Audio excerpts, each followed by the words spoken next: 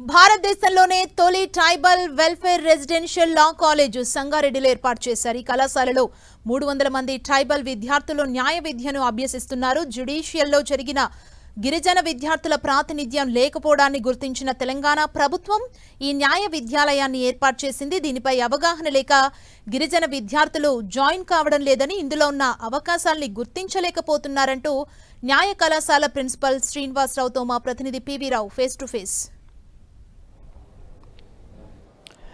భారతదేశంలోనే మొట్టమొదటిసారిగా Telangana tribal welfare residential లా కాలేజీని సంగారెడ్డిలో ఏర్పాటు చేశారు. మనతో పాటు కళాశాల ప్రిన్సిపాల్ శ్రీనివాస్ గారు ఉన్నారు. ఈ కళాశాల ఏర్పాటు ఉద్దేశం ఏంటి, ఈ కళాశాల అడ్మిషన్స్ ఏ విధంగా జరుగుతున్నాయి, ఏ విధంగా విద్యార్థులకు విద్య కొనసాగుతుందో తెలుసుకునే ప్రయత్నం చేద్దాం. చెప్పండి సార్, మనకి భారతదేశంలోనే మొట్టమొదటిసారిగా ఏర్పాటు చేసిన కళాశాల అడ్మిషన్స్ ఏ విధంగా ఉన్నాయి, పిల్లలు ఏ విధంగా జాయిన్ అవుతున్నారు? Sir only less than 50% enrolment ఉన్నది సార్.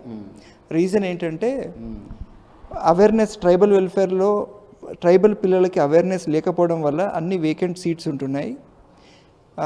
ఇది ఒక ప్రొఫెషనల్ కోర్స్. మనం ఇప్పుడు బయట బిజినెస్ స్కూల్స్లో, లా స్కూల్స్లో చదివితే దీనికి లక్షల రూపాయలు స్పెండ్ చేయవలసి వస్తుంది. కానీ ఇక్కడ ఉచితంగా గవర్నమెంట్ మనకు ఆఫర్ చేస్తుంది.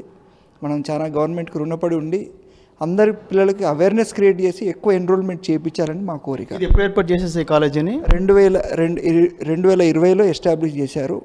కేజీ టు పీజీ ప్రోగ్రాంలో భాగంగా ఒక ప్రొఫెషనల్ కోర్స్ స్టార్ట్ చేశారు. మొత్తం ఎన్ని సీట్లు ఉంటుంది ఇక్కడ, ఎన్ని ఫిల్అప్ అవుతున్నాయి? 60 సీట్స్ ఉంటాయండి. మ్యాక్సిమం సీట్స్ 40 ఫిల్అప్ అయినాయి. ఇప్పటి వరకు 40 సీట్సే ఫిల్అప్ అయ్యాయి. ప్రతి ఇయర్ 40 కంటే ఎక్కువ ఫిల్అప్ కావట్లేదు. కారణం ఏంటి, ఎందుకు కావట్లేదు? అంటే అవేర్నెస్ లేదా ఏమన్నా? అంటే మనం ఇంత పెద్ద రాష్ట్రంలో ఓన్లీ ట్రైబల్స్ పిల్లల కోసం ఏర్పాటు చేసిన కళాశాల ఇది, దేశంలోనే మొట్టమొదటి కళాశాల. అవేర్నెస్ లేకపోవడం ఎట్లా? అవగాహన లేకపోవడమే ఇది ఒక ముఖ్య ప్రాబ్లం సార్. అవగాహన ఎక్కువ ఉంటే మనకి ఎన్రోల్మెంట్స్ కూడా ఎక్కువ పెరుగుతాయి. రిమోట్ ప్లేస్లో నుంచి వెళ్ళి tribal people exam రాయకపోవడం, law set రాయకపోవడం అనేది ఒక మైనస్ అయిపోయింది. మనము పిల్లలకు కనుక లా సెట్ గురించి అవేర్నెస్ క్రియేట్ చేయగలిగితే ఖచ్చితంగా ఇది సక్సెస్ అవుతుందని నా ఉద్దేశం. సార్, జ్యుడిషియరీలో ట్రైబల్ యొక్క ప్రాతినిధ్యం కూడా అసలు జీరో, ట్రైబల్స్ అనేది లేరు, ఎవరు జడ్జెస్ కూడా ఎవరు కాని పరిస్థితుంది. దాన్ని ఏమైనా ఫుల్ఫిల్ చేయగలుగుతుంది ఈ కళాశాల? ఖచ్చితంగా ఒక 15 సంవత్సరాల తర్వాత మా పిల్లలు ఒక జడ్జి పొజిషన్లో ఉంటారని మా నమ్మకం, దృఢమైన నమ్మకం ఉంది, విశ్వాసం ఉంది. పైగా మేము ట్రైనింగ్ కూడా ఇస్తున్నాము. మాకు కొన్ని కోచింగ్ సెంటర్స్తో మేము టైఅప్ పెట్టుకున్నాము. వాళ్ళు ఫ్రీగా ఉచితంగా మాకు పిల్లలకు కోచింగ్ కూడా ఇస్తామని ప్రామిస్ చేశారు. ఇప్పుడు ఎల్ఎల్బి కంప్లీట్ అయిన తర్వాత నెక్స్ట్ పీజీ కట్టడానికి అవకాశం ఉందా? పీజీ అప్గ్రేడ్ అవుతుంది మన కాలేజ్ ఏమన్నా? మన కాలేజీ కూడా పీజీకి అప్గ్రేడ్ అవుతుందండి. గవర్నమెంట్ ఆల్రెడీ అప్రూవ్ చేశారు.